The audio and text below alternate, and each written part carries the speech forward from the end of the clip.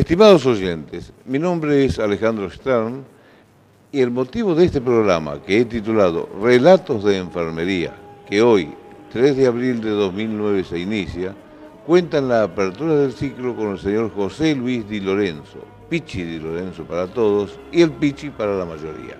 Este amigo, jubilado el año anterior, luego de más de 50 años trabajando continuamente en el Hospital Borda, tiene mucho para relatarnos de sus experiencias en este medio siglo de su vida. Querido Pichi, bienvenido, el micrófono es suyo, muchas gracias por su participación. Adelante. Bueno, corría el 1 de noviembre de 1957 y me llega el nombramiento, que en esa época era ayudante de enfermería, no era ni enfermero ni nada por el estilo. Bueno, el 1 de noviembre voy a la estación de Jauregui, de Villa Flandria, y tomo el tren, que en ese tiempo todavía andaban las máquinas a vapor, que venía un tren directo a 11, desde Chivilcoy. Y bueno, y ahí emprendí a este joven de 18 años a una aventura, a un lugar de la ciudad, poco conocida porque yo no he ido tantas veces a Capital Federal. Y bueno, y ahí llegué a 11, a Plaza Miserere, y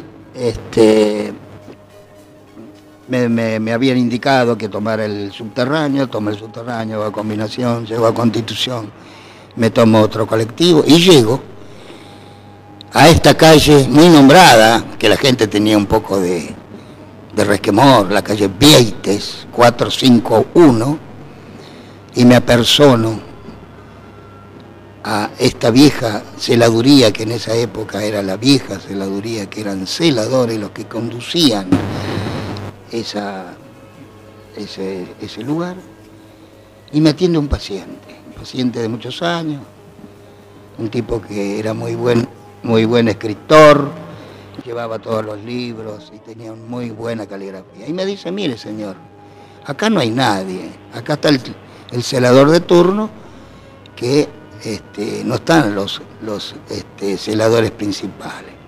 Me dice, va a tener que venir el 2. Le digo, bueno, está bien. Regreso para mi localidad. Era el día de los muertos, ¿no? Claro, era así, tenés razón. Así que, claro, yo creo que, bueno, no sé si en ese momento, yo siempre digo que a veces el hospital, o el jefe de personal, que era un español, a lo mejor se equivocó en mandar el telegrama y no se acordó de que era un primero feriado. Bueno, regreso, otra vez con ansias, con esas cosas de conocer lo que yo iba a realizar en ese momento. Y bueno, y me atienden. Don José, que era el jefe de celadores, y bueno, varios más que estaban ahí, y me dice, ¿usted sabe el trabajo que va a realizar a partir de que usted se incorpore al hospital? Le digo, mire señor, yo no sé. Yo tengo nada más que tercer año de industrial. No tengo otro título. Me dice, bueno, mire, usted sabe que va a tener que, así lamentablemente lo tengo que decir, y eso no sé si cabe en este discurso o en esta, que tenía que limpiar los que estaban ensuciados y los que estaban meados, así crudamente me lo dijo. Le digo, bueno, está bien, si usted me dice. Y ahí sobre la marcha me dice, usted va a tener que empezar hoy mismo, el día 2, el turno de 0 a 6. ¿Está bien, señor? Bueno, regreso a casa, le comento en casa, le digo a mi mamá y a mis familiares que realmente me había sorprendido el tema de cómo yo iba a encarar este trabajo. Lo tuve que hacer, lo tuve que hacer porque la necesidad obliga, de traer un sueldito más a casa. Y bueno, mi mamá había quedado viuda hace ya poco. Y bueno, arrancamos, volviendo otra vez a Buenos Aires, llegando otra vez al hospital. Me atienden los celadores de la noche. Me dice, usted va a ir al servicio 31, que en este momento todavía existe. Va a ir con un compañero que le va a enseñar realmente las tareas. Bueno,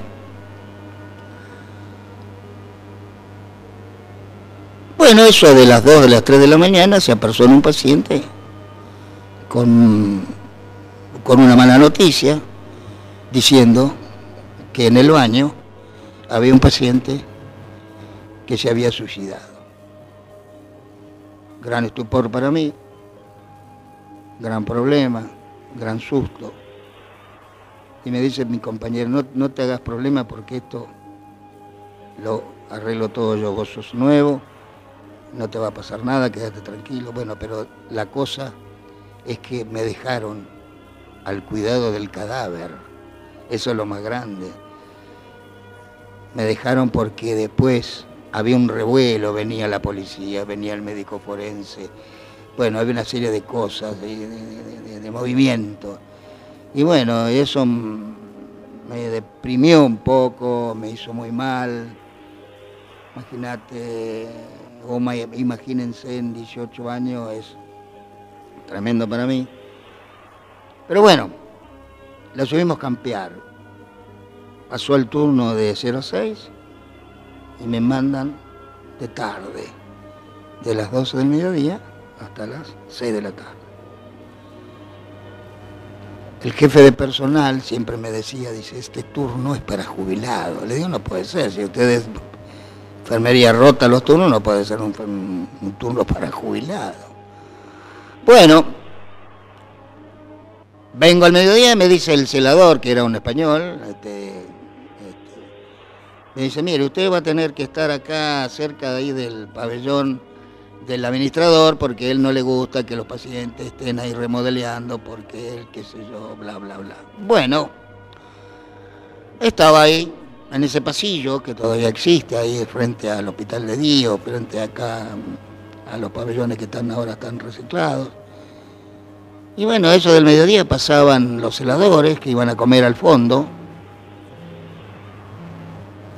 Y entre ellos sentí yo un rumor, dice, che, este muchacho tan joven, dice, ¿qué está haciendo acá? Está perdiendo el tiempo, hay que mandarlo a la sala. Y bueno,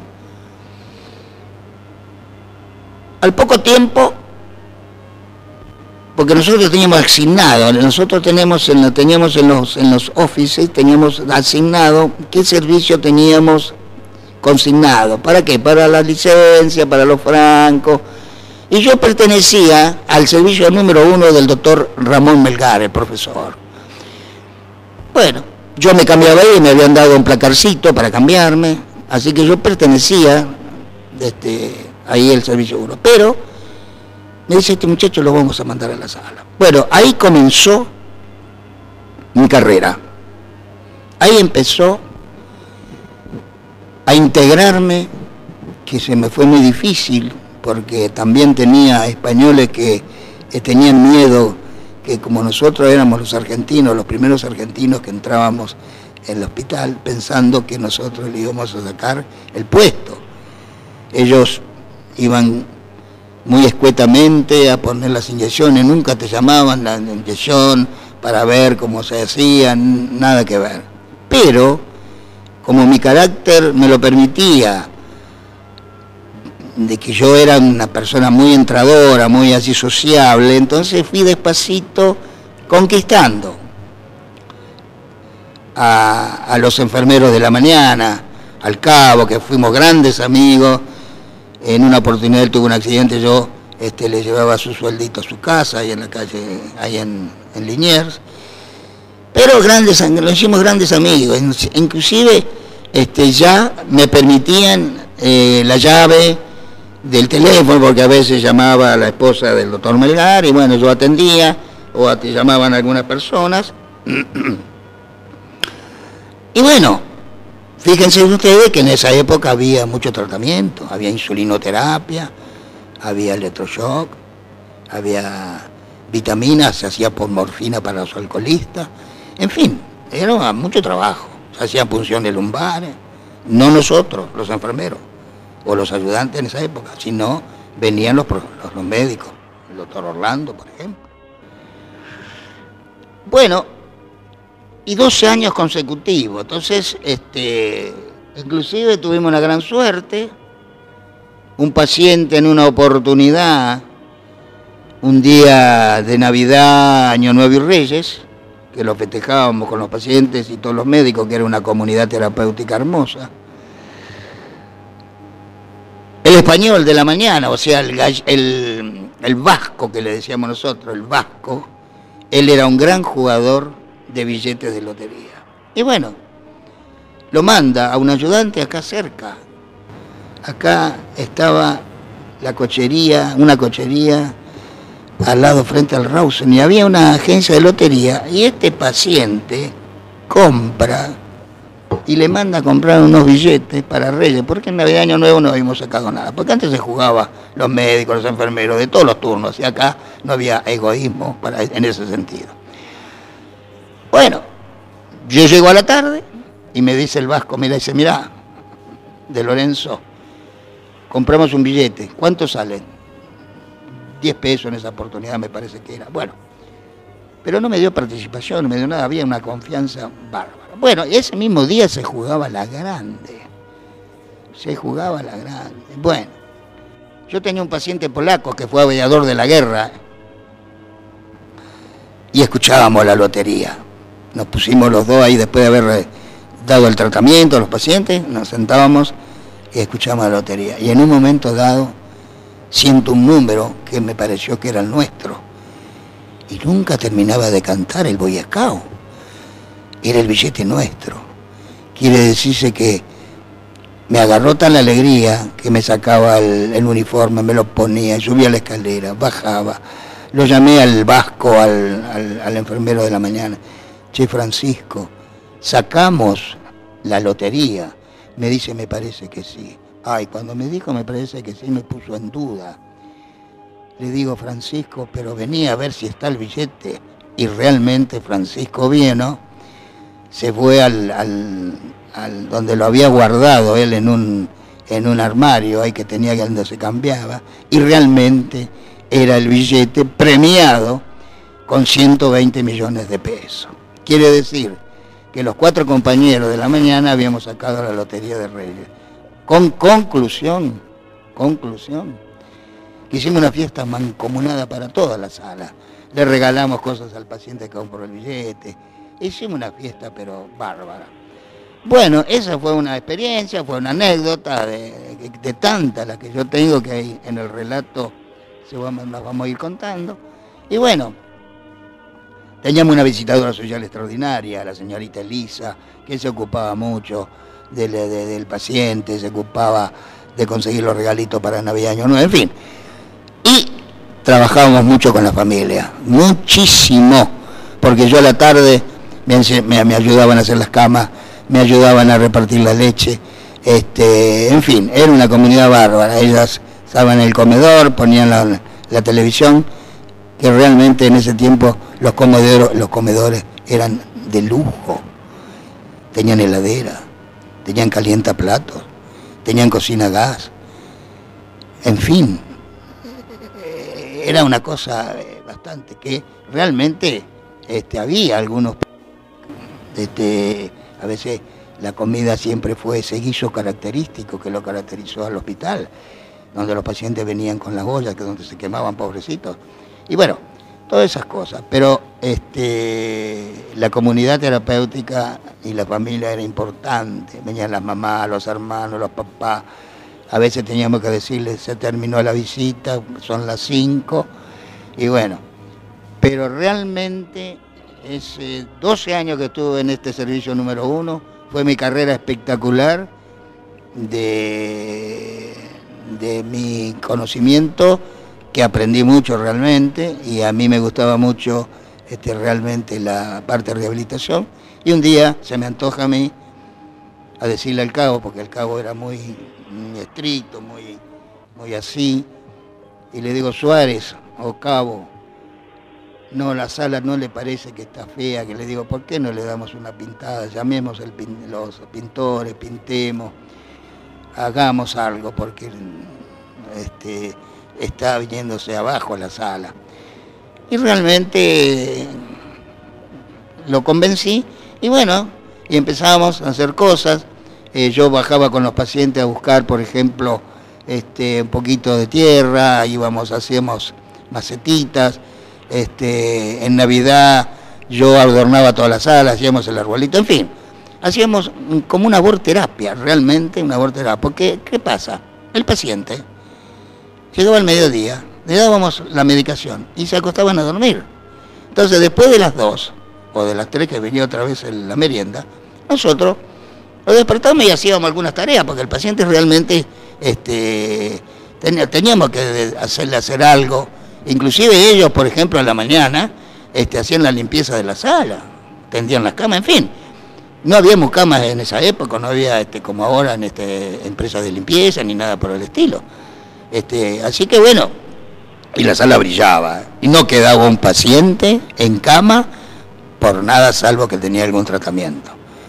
Pero ahora realmente veo que enfermería no está cumpliendo con la medida realmente de que hay pacientes que duermen con zapatos, con ropa, en fin, a veces la sala muy desprolija. ¿Pero por qué? Porque nosotros teníamos líderes de limpieza, teníamos líderes que hacían bañar a los pacientes, en fin. Nosotros agarrábamos a veces la escoba, pero agarrarla para que ellos se engancharan. El trapo de piso, el secador, en fin, los poníamos las botas. No. Estábamos a la par de ellos. ¿Y después qué pasa? Le damos un premio, porque en ese tiempo cobraban su peculio, que yo los acompañaba, y cobraban ese pequeña recompensa que le daba el hospital, y contentos. Se le daba cigarrillos a la mañana, se le hacía un sanguchito de dulce y queso, que venía de la cocina, que en ese tiempo la cocina se venía abajo de tantas cosas que había, porque hubo épocas que el hospital tenía había cosas importantes, había cosas, había recursos. Así que bueno, pasé un momento de esos 12 años, pero brillante. Y bueno, a partir de ahí hay un concurso, gano un concurso de jefe de unidad, en este tiempo eran cabos, ahora pasaron a ser jefe de unidad. Y bueno, había que manejar una sala ahora. Era yo el que tenía que tener al mando enfermeros como jefe de unidad. Era una otra experiencia. Y bueno, había un servicio en la Amable Jones, que en este momento lo han reciclado y ha quedado muy bonito. Y nos mandaron ahí porque ahí pasaban pacientes de la U20 con procesos de juez, que lo habían sacado del artículo 34 de no imputable, y lo mandaban al 13, el juez ordenaba otro que estuvieran ahí hasta tanto el juez ordenara que después pasara a un pabellón abierto. Y venían pacientes nuestros del hospital que estaban bastante agresivos, bastante mal, y bueno, fuimos con un compañero, que era José Mendía, lo mandaron como si fuéramos 2 interventores. Y bueno, hemos hecho un trabajo bastante bien, hemos calmado un poco esa excitación que había en la sala, que estaban encerrados los pacientes, por supuesto, pero por intermedio del doctor Romera, que ya no está, en este momento no está, el doctor Bosa y el doctor Fischer, le decía, doctor, escúcheme, ¿por qué no agarramos y sacamos los pacientes un poco acá al campo de juego, acá en el hospital, y que vayan a descargar un poco de tensiones? Dice, me parece bien, dice, sí. Iban con un paciente que hacía de líder y bueno, y sacaban. Y a la tarde yo le inculcaba a los enfermeros de la tarde también que lo sacaran. Entonces, el paciente realmente se mejoraba en este sentido, no pedía tanto, no se le estaba dando tanto psicofármaco.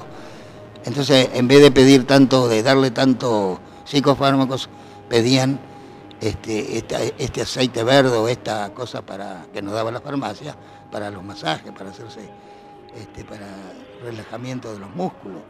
y dormían plácidamente. O sea que bueno, esa es una cosa que fue bien. Así que bueno, es una tarea que nosotros hicimos en el Servicio 3 importantísimo.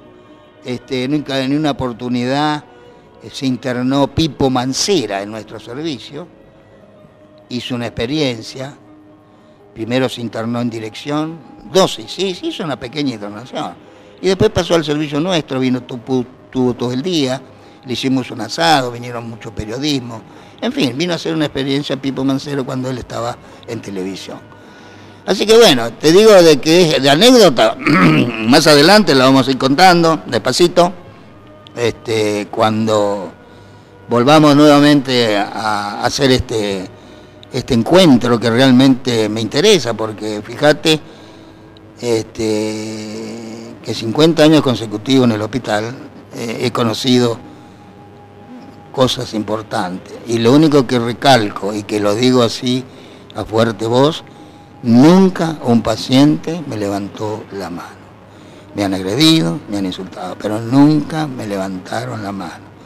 Creo que yo tenía medio un carisma, qué sé yo, los pacientes me miraban de otra manera, qué sé yo, no sé, pero nosotros, por ejemplo, yo trabajé en guardia y teníamos un médico, el doctor Calviño, me acuerdo, y me dice: de Lorenzo, tomarle la presión. Le digo: doctor, tiene más de 23, digo. Pero venía muy excitado el paciente, venía mal. Tomarle la presión. 23, doctor. Y bueno, el otro enfermero ya tenía 2 Valium para hacerle en vena, para tratar de no luchar, para no tratar de hacer escándalo en la guardia. Y bueno, eso nos salía a veces bien. A veces nos salía bien, porque era una técnica que me había enseñado el médico de guardia. Dice: acostale y tomar la presión. Decime cuánto. 23. Bueno, hay que poner una inyección porque usted sabe que 23 es una barbaridad. Y bueno, y así el paciente descansaba, y bueno, y después lo pasábamos a admisión, y bueno, el tipo, después que recobraba su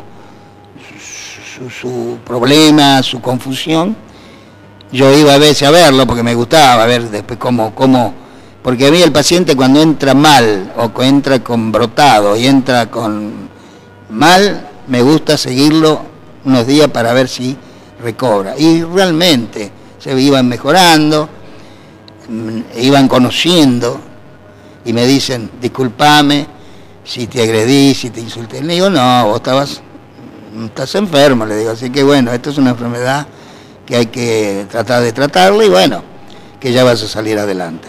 Así que bueno, yo creo que son muchas cosas que tengo para decirlo. Realmente pasé por guardia, en fin, tuve una recorrida importantísima dentro del hospital, pero con muchas cosas positivas. Yo venía al hospital y el agradecimiento que me daban fuerza para seguir laburando, para estar, eran los pacientes.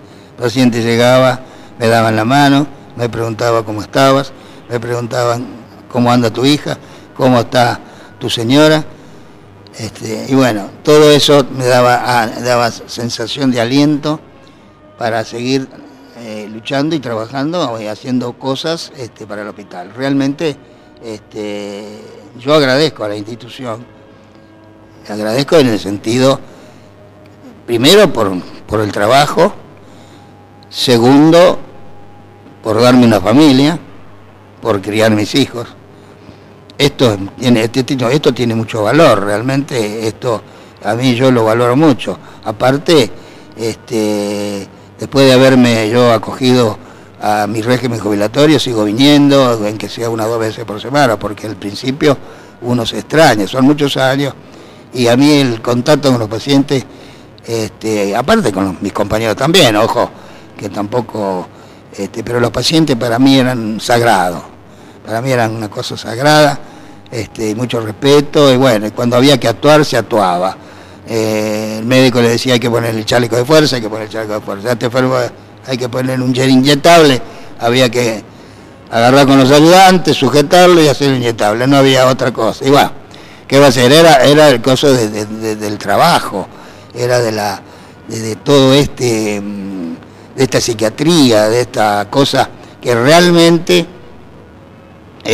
ha cambiado fundamentalmente. Yo creo que ha evolucionado, porque médicos que a veces uno habla con ellos, que han ido al exterior, y que la psiquiatría argentina estaba bien considerada, ojo que estaba bien conceptuada. Quiere decirse que bueno, que no estábamos al borde, al acuerdo con otros países donde están 1 a 1, donde están, qué sé yo, acá éramos 50 a 1, porque nosotros teníamos a veces casi todo un piso para cuidar. En ese tiempo no habían entrado tanto personal, entonces teníamos casi los 3 pisos. Pero ¿qué hacíamos? Nos valíamos de los ayudantes. De Lorenzo hay un problema en el 2, de Lorenzo hay un problema en el 3, y así corríamos, y así se pasaban las horas. Pero realmente a mí no me gustaba nunca estar en el office sentado y leyendo el diario, no. Me gustaba ir a verlo, cómo estaban, ir a las camas, contar a los pacientes, qué pasa que aquel no está, y aquel que está haciendo, y bueno, todo eso yo me ocupaba de los pacientes, porque realmente era mi responsabilidad. No hay nada que hacerle. Si a vos te dan una función, la responsabilidad no solamente cabe para el profesional, sino para nosotros, porque a mí me ha pasado de muchos problemas con pacientes. Yo te cuento una anécdota ahora que viene al caso. Yo tenía un paciente que era un maníaco, ¿cómo se llama? Este paciente se fugó, ahora no está, se murió, pobrecito, se llamaba Espina. Este paciente se fugó y apareció en Luján. Y en Luján había unas sacas de correo, y él se las levantó y se las trajo. Apareció con esas sacas. Entonces me llamó la atención, eran como las 4 o 5 de la tarde, yo digo, la pucha, ¿qué pasa, Osvaldo? Y estaba confuso, porque él a veces tomaba un poco y se ponía muy mal, tomaba un poco de alcohol y se confundía. No, se lo encontré por allá. Entonces, haciendo un inventario, porque esto había que comunicar primero al médico de guardia, y segundo, el médico de guardia iba a comunicar a la 28, porque se encontraron papeles muy importantes. Eran de La Pampa, que venían con cosas de caballo, que eran de Pedri, qué sé yo, todo, el documento, de chequera, bueno, toda una cosa que te importa. Y bueno, entonces hice un trabajo, hasta me citaron del correo, como yo sabía, cómo yo había encontrado, yo no digo no encontré nada, me citaron al correo central para ver si yo sabía algo más del tema de la saca. Y bueno, una de las anécdotas de un paciente, que tengo tantas, que nos pueden ir siguiendo el relato en otra oportunidad, que lo vamos a seguir que esto da para mucho y para rato. Así que bueno, y así fue, corriendo los años, tuvimos buenos directores. Yo entré en ese tiempo con el doctor Ipar, y después lo sucedió creo que el doctor Sisto, en fin, y así sucesivamente. Bueno, fue pasando. El doctor Sisto una vez se equivocó, lo digo así, no porque ahora estoy jubilado y porque Sisto en este momento creo que no está, porque creo que también no está fallecido, me parece, el doctor Carlos Sisto, buen director. Dio altas masivas. Le ponía la valija en la puerta de la sala y dice, hay que irse de alta, hay que irse. A mí me daba mucha pena realmente, porque claro, los pacientes ¿dónde van? ¿Dónde irán? No tienen para ir a dormir, no tienen casa, no tienen nada. ¿A dónde fueron a parar al final? Estaban en Constitución durmiendo en el subterráneo. Y bueno, Sisto se equivocó el director. Tuvo que volver a reinternarlos de nuevo. Y bueno, son cosas que a veces, que ahora realmente se está buscando la manera de ver cómo podemos insertar a los pacientes en casa de medio camino, en hostales, y bueno, en qué sé yo, hospital de noche, hospital de día, en fin. Yo creo que acá hay pacientes como para... Yo te digo sinceramente, en una oportunidad le dije al director, usted me da un campo y me da 100 pacientes y me da un buen sueldo, yo me llevo 100 crónicos, no agudos, crónicos. Le digo, con crónicos, ¿tú sabes lo que sacan? Le da bien de comer, le da bien hierba, le da azúcar, le da hierba, le da cigarrillos, le da bien de comer a estos chicos y realmente sacan petróleo. Pero vio, no se dio. Ya éramos jóvenes con mi señora también trabajó acá, por supuesto, en consultorio externo, tuvo trabajo con el doctor Soles también, en fin. Ella se jubiló antes que yo, pero le dijimos al director, le digo, usted me consigue un campo de no sé cuántas hectáreas y bueno, deme 100 pacientes, vamos. Pero bueno, no se dio, qué sé yo. Pero yo estaba dispuesto, que con 100 pacientes realmente uno puede hacer tantas cosas, como hacen en la colonia Cabré, como hacen acá en la colonia Montevideo, en fin. Pero bueno, no se dio. Pero de cualquier forma, yo le digo y le vuelvo a decir a la camada nueva que entró ahora y como la camada que está todavía en la actualidad, que deben tener 15 o 20 años, que hay que ponerse la camiseta del hospital porque realmente son pacientes que han perdido la familia. Nosotros somos los familiares de ellos, los papás, la enfermera, las mamás. Por eso, realmente, a veces uno, cuando sale con ellos, porque a veces no se casan directamente con el médico y no le dicen realmente la verdad. Con nosotros, nos dice de Lorenzo, a mí me pasa esto, aquello. Y bueno, esa es la confianza y todos lo que se confianza, por eso a veces nosotros le sacábamos muchas cosas al paciente donde nosotros le volcábamos en forma confidencial, de lo que le estaba pasando al paciente para ver si se le podía ajustar o me dice, este paciente siente voces, este paciente está muy perseguido, qué sé yo, y así sucesivamente. Charlábamos mucho, hacíamos mucho, que ahora en la realidad me parece bien, todas las terapias y todas las asambleas y todo lo que el paciente puede decir, porque antes el paciente, como decía, no tenía ni voz ni voto, o sea que el paciente era el paciente, el cabo era el cabo, el enfermero era el enfermero y el médico el médico, o sea, ahora el paciente tiene voz y voto, o sea, puede discutir que la comida le falta sal, que la comida no viene bien, en fin, una serie de cosas que ahora en la asamblea se discute con todo el equipo terapéutico. Así que bueno. Yo creo que para este primer programa tenemos un material muy lindo y una expectativa muy grande para el segundo. Sí, por supuesto. Muchísimas gracias y será hasta la próxima oportunidad. Si Dios quiere. Sí, señor.